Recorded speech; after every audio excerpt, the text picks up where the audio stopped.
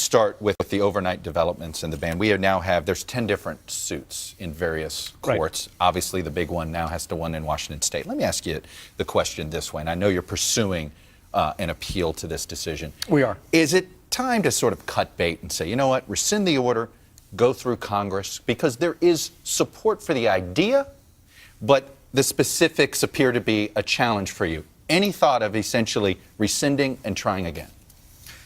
From the outset of his campaign for president and the outset of this administration, President Trump has made it clear he's going to put the safety and security of the American people first. And using a list of countries that the Obama administration and the Congress have certified were compromised by terrorist influence, 7 different countries, permanently suspending immigration from Syria and suspending for a set period of time the remaining 6 countries, is consistent with the president's commitment to do just that. We're very confident the president's operating within his authority as president, both under the Constitution and under clear statutory law. That's what's so frustrating about the decision. Well, in all honesty, though, the statutory law is confusing because there's the one that you're referring to in 1952, but there's the one that was passed in the 60s. It seems that some people believe makes this unconstitutional. Well, look, when you have people as diverse as Alan Dershowitz and Jonathan Turley, who have acknowledged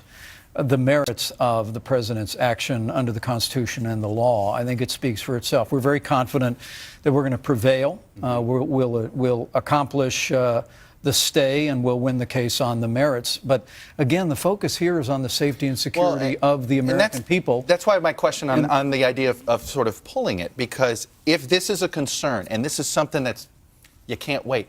You and I both know the court system's going to take a while. This could take weeks, maybe months. Why not do this in a way where you have proper consultations with different departments? There was a part of this that many Republicans in Congress believe it was done hastily. You have an opportunity to now to do a do-over. Why not? Yeah, it was not done hastily. There may have been some leaders on Capitol Hill that were not informed in the usual niceties of Washington, D.C. But look, we live in a very dangerous world. The reality is there are people around the globe who have inspired violence here in the homeland. We just saw in the basement of the Louvre a machete-wielding terrorist from Egypt that came into that country. I mean, the American people know that the threats that we face are real, and they elected President Donald Trump for many reasons, but one of them was for us to rethink our immigration policies relative to ensuring that people who represent a threat to our families and communities don't come into this country. We'll continue to press that, and we remain very confident that the president's actions are on solid constitutional and legal grounds. Well, let me take you at your word on that. You just brought up the Louvre issue. You noted that the person came through from Egypt, but on this travel ban, no Egypt, no Saudi Arabia, no Pakistan, no Afghanistan. That is, if this is your concern, then why weren't those countries included? It does feel as if it was more done because you wanted that Obama talking point. Well, no, it was done because both the Congress and the prior administration identified 7 countries, one in Syria, torn asunder by civil war, and the other 6 that lack. Here's the issue. As Secretary Kelly said so well in that press conference, the issue is these are countries that do not have the internal systems in place so that we can be confident today that when people present themselves for access to the United States, that they are who they say they are. Now, there's a 30-day review underway. There's a temporary suspension. We're going to work with those remaining 6 countries to make recommendations for ways that they can enhance. But the other countries that you mentioned, the United States, our policy has been that we're confident that when someone comes from that country, that they are in fact who they say they are. But this is really about the safety and security of the American people. It is not a religious ban. It is a ban of people coming into this country from countries for which we cannot be confident that they don't represent a threat. But did the president undermine your case here on the religious ban when he told the Christian Broadcasting Network that they would prioritize Christians? Well, I think the president was reflecting on the fact that Christians who have faced persecution across the wider Middle East have not been treated oftentimes so it's a religious as test. Others. And it's not a religious test. I know people have been straining to do that. No, it identified 7 countries, irrespective of the religious composition of those countries. 7 countries had been compromised by terrorism. And I got to tell you, look, we respect the right of every American to be heard in protest, online, their messages, and that's what freedom looks like, and that's what freedom sounds like. But I truly do believe that a majority of the American people are grateful that we have a president who's willing to take decisive action, use the authority he has under the Constitution and the law to pause with regard to these 7 countries and rethink the way that we admit people in America. You don't accept the notion that you guys did this a little too hastily and a little sloppy? We live in a dangerous world. I think the American people welcome a president as decisive and as action-oriented as President Trump. I want to ask you about the president's criticism. He called him a so-called judge. Yeah. That is the leader of the executive branch saying something. That made a lot of people uncomfortable. I know your answer is, hey, this is Donald Trump. People need to get used to it. But there is a tendency here to just not take criticism constructively or seriously. He accused Chuck Schumer of having fake tears. It's like anytime he gets some sort of critique, he wants to demunify them, make them go away. Is that healthy? Well, look, the President of the United States has every right to criticize the other 2 branches of government, and we have a long tradition of that in this country. But is this a constructive way to do it? I think people find it very refreshing that they not only understand this president's mind, but they understand how he feels about things. He expresses himself in a unique way.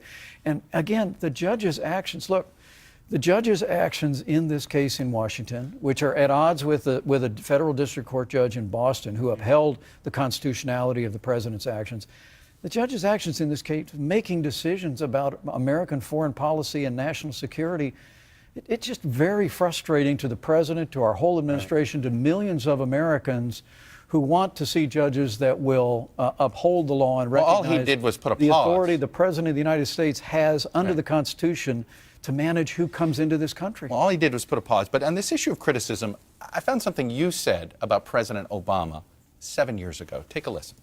This president has shown an unusual interest in commenting on his critics in the media and here on Capitol Hill. The American people don't want to hear the president's reflections and commentary on criticism. Look, and I know that when one party's in power, the other party says things like that, but that is what Congressman Mike Pence thought of when presidents got too caught up in their criticisms. Should the president take the advice of Congressman Mike Pence? Well, my hair's the same color as it was back then, but, I've learned a lot. I've learned a lot about this. Sure, the prerogative presidents have to be able to respond to their critics. Look, the President of the United States represents all the American people. And in President Donald Trump, just like his predecessor, he's going to exercise the prerogative to criticize other branches of government when he thinks they're not acting in a way that's consistent with the best interests of the American people. All right, I got to ask you to respond to something, an excerpt of the Super Bowl interview the president's doing about Vladimir Putin. Here it is. Do you respect Putin? I do respect him. Will I get along with him? I have no idea. It's very He's a possible killer, I though. won't. Putin's a killer. A lot of killers. We got a lot of killers. Why, you think our country's so innocent? Moral equivalency? No. Is there a moral equivalency there? What was that, Mr. Vice President? No, not in the least. Not in the least. I mean, look, President Trump has been willing to be critical of our country's actions in the past.